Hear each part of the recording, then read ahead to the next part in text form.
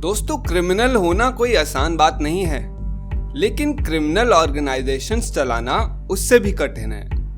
आपने और मैंने माफिया, याकूजा, ड्रग कार्टेल जैसी ऑर्गेनाइजेशंस के बारे में तो सुना ही है, जो अवैध रूप से काम करती हैं। ऐसी कुछ ऑर्गेनाइजेशंस दुनिया भर में हैं जो कई देशों से भी ज्यादा पैसा कमाती हैं। और इस वीडियो में हम अब तक के 10 सबसे अमीर क्रिमिनल ऑर्गेनाइजेशंस को देखेंगे।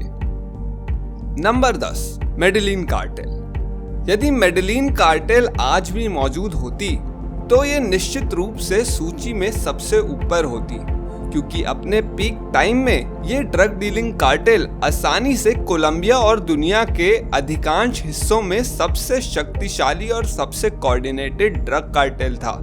एस्कोबार ने कुछ 20 साल की उम्र में कोलंबिया देश के शहर मेडेलिन में इस कार्टेल को शुरू किया था।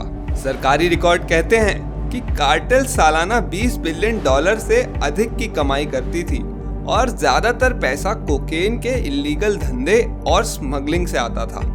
अब अगर आप उन लोगों में से हैं जिनको इस बात पे विश्वास नहीं होता, तो मैं आपको बता दूं, मेडेलिन कार्टेल इतना अमीर था कि इसमें एस्कोबार के अलावा और कई बिलियनियर्स थे। Number 9, Gomorrah cartel. गमोरा का कोई मेन लीडर नहीं था, लेकिन इसके बावजूद उन्होंने $4.9 बिलियन कमा लिए। ये कार्टेल 19वीं शताब्दी के इटली में बना था और आज भी मौजूद है। शुरुआत में ये कार्टेल एक छोटा सा ग्रुप था जिसका उद्देश्य सिर्फ पैसा कमाना था।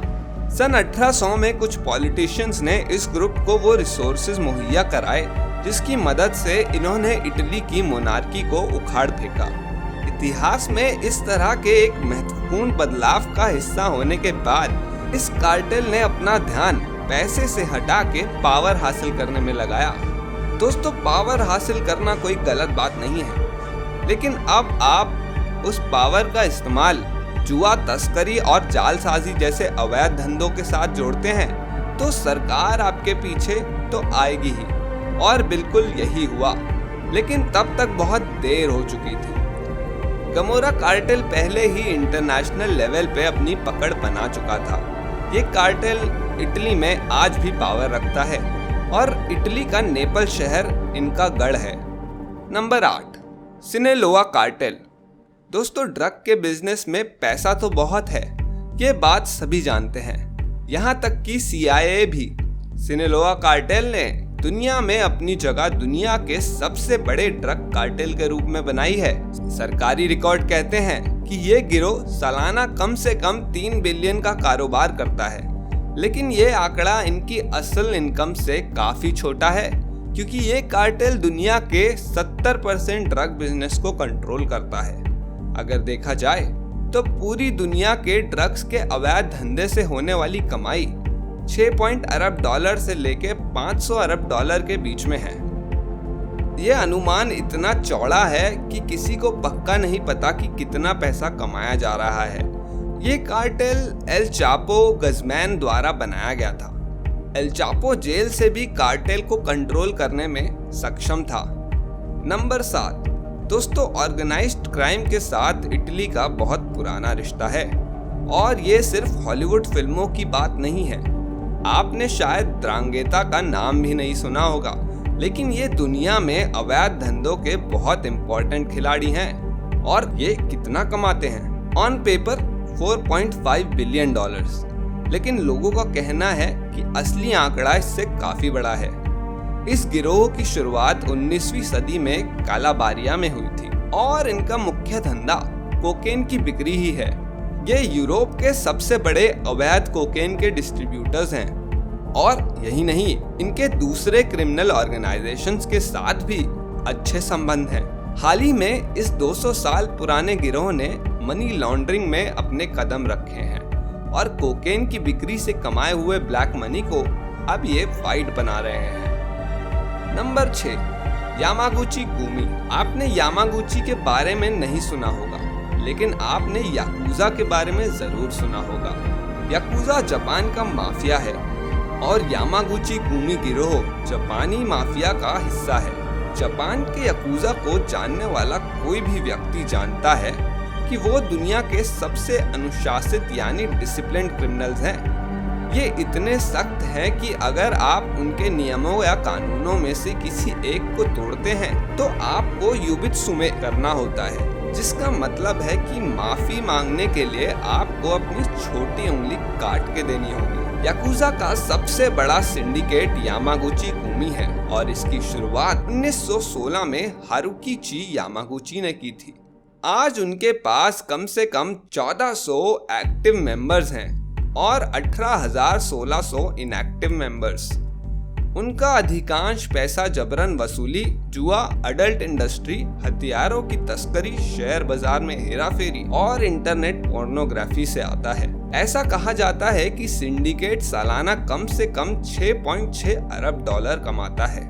नंबर 5, सेंट साप्स्काया ब्रातवा। आपको हैरानी नहीं होनी चाहिए कि रूस के पास भी अपना माफिया है। सेंट साप्स्काया ब्रातवा रूस में सबसे बड़ा और सबसे शक्तिशाली माफिया है और इसकी सालाना कमाई 8.5 बिलियन डॉलर है।